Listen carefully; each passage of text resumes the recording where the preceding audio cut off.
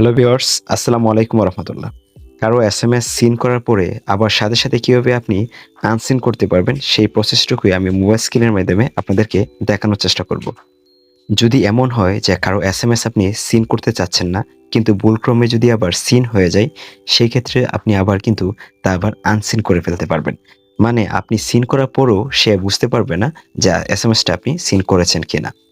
আবার আপনি চাইলে এটাও করতে পারবেন যে আপনি জেনেই কারো এসএমএসটা সিন করলেন, কিন্তু সিন করার পরে আপনি আবার সাথে, সাথেই আনরিড করে ফেলতে পারবেন। মানে আনসিন করে ফেলতে পারবেন।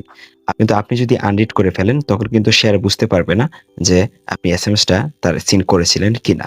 তো মেসেঞ্জারের ছোট এই সেটিংসটি দেখানোর আগে সবার কাছে একটাই রিকোয়েস্ট, ভিডিওটি ইউটিউব চ্যানেল থেকে দেখে থাকলে সাবস্ক্রাইব করে নোটিফিকেশন বাটনটা অন করে দিতে পারেন। আর অলরেডি সাবস্ক্রাইব করে থাকলে থ্যাংক ইউ সো মাচ। আর ভিডিওটি ফেসবুক পেজ থেকে দেখে থাকলে লাইক ও শেয়ার করে পাশে থাকতে পারেন।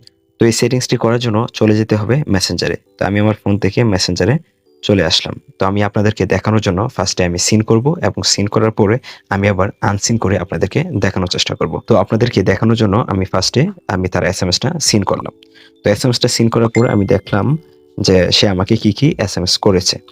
এখন আমি যদি আবার চাই যে এসএমএসটা আমি আনসিন করে ফেলবো। আনসিনটা করার জন্য আমি আইডির উপরে ক্লিক করে ধরলাম। তো ক্লিক করে ধরার পরে আপনি একটা অপশন দেখতেছেন যে লেখা আছে মেক এস আনরিড। তো আপনারা এই মেক এস আনরিড এ ক্লিক করে দিবেন।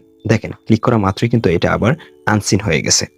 এখন কিন্তু সে আর বুঝতে পারবে না যে আমি তার মেসেজটা দেখেছি কিনা, মানে সিন করেছি কিনা।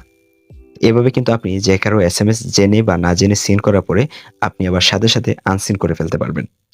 মানে আনরিড করে ফেলতে পারবেন। মেসেঞ্জারে এই ছোট এই সেটিংসটি আপনাদের কাছে কেমন লাগলো কমেন্টে জানাতে পারেন আপনার মতামত।